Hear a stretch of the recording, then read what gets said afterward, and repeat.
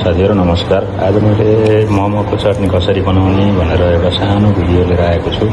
Specially यो हाम्रो ध्रुव प्रसाद सापकोटा दाई अघिल्लो भिडियोमा एउटा कमेन्ट गर्नुभएको थियो, भाइ भिडियो पुरा भिडियो बनाएर राखन चटनी कसरी बनाउने भन्ने बारेमा भन्नुभएको थियो। उहाँको जिज्ञासा अनुसार नै आज मैले एउटा सानो भिडियो स्पेशली उहाँकै लागि ल मैले सबैभन्दा पहिला प्याज लिएछु, अदुवा लिए, लसुन लिए, हरियो खुर्सानी लिए, टमाटर लिए र धनियाँ लिए है। अनि यो हामीले र मेटेरियल काट्ने भनेको यति नै चिज हो।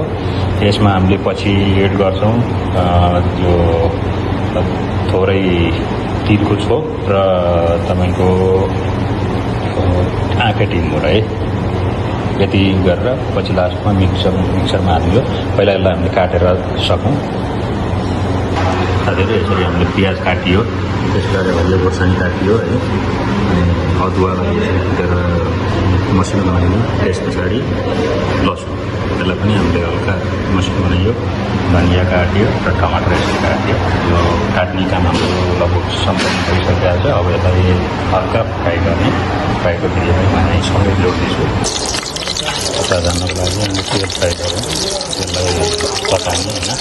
त्यस पछाडि मैले थोरै जिराको दाना दिएको तेल स्वादको लागि जिराको दाना। त्यस पछाडि मैले खुर्सानी पकाइदिउँ है। मेरो आफ्नो इच्छा त्यसरी पछाडि अलिकति अदुवा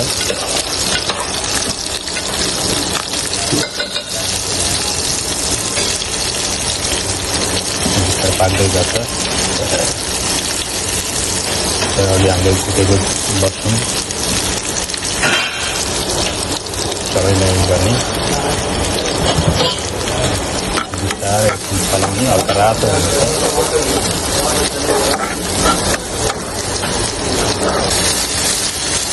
प्याजलाई हामी मात्रै राख्नुपर्छ। त्यसलाई हल्का फ्राई गरेर राख्ने। रातो रातो हुन्छ, नरम। त्यस पछाडि फेरि टमाटर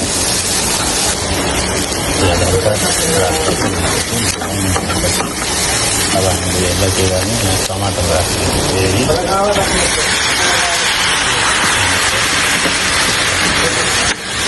टमाटरलाई अलिक चलाउने। अब यहाँ नुन मसला एड गर्ने आवश्यकता अनुसार नुन,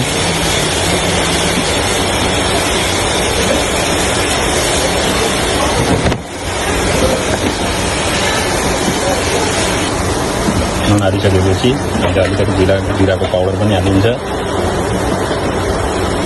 जिराको पाउडर, अलिकति बेसार,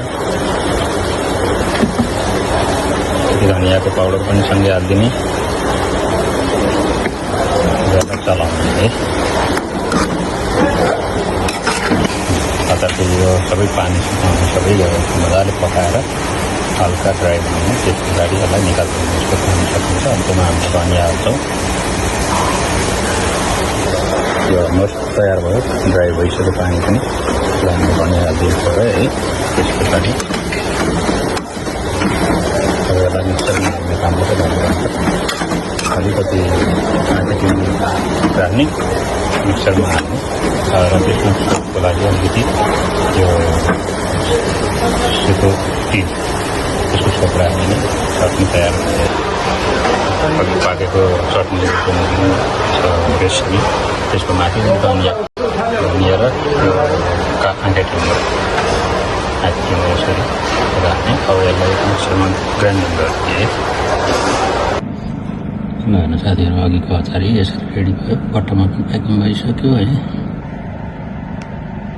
साथीहरू भिडियो कस्तो लाग्यो? भिडियो हेरिसकेपछि आफ्नो सुझाव सल्लाह र प्रतिक्रिया जनाउन नभुल्नु होला। धन्यवाद।